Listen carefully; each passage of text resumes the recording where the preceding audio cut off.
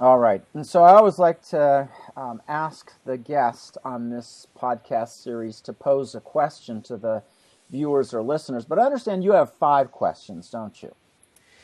Yeah, I have 5 questions related to these 3 pillars and 9 habits, because one of the things I found in my the interviews that I carried out for my research with CEOs on trust is that most CEOs I interviewed instinctively think that keeping promises is 80% of the answer for trust.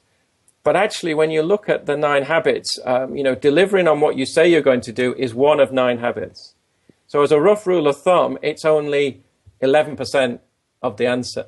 And I think that's a little bit of a shock for a lot of people, that if delivering on my promises is only 11%, then what on earth do I do to get that 11% up, to 90, 80, 90%? And so there's 5 questions that I have, for our listeners, really, to prompt them to think about these other habits.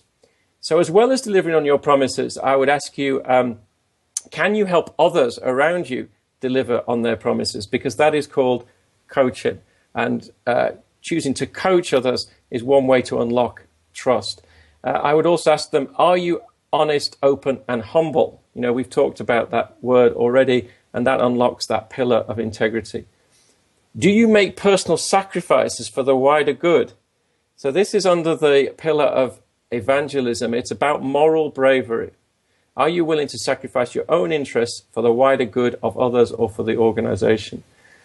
Do you share the good news of your vision passionately and consistently, come sun or rain? This is a habit I call evangelism. The best and most trusted leaders are often evangelists. They know how to share the good news.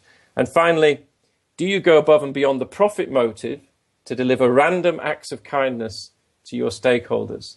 That's back to what we said about this power of benevolence, these tiny noticeable things that you can inject into your relationships, which have the ability to make someone's day and really bring that kindness habit into your trust equation.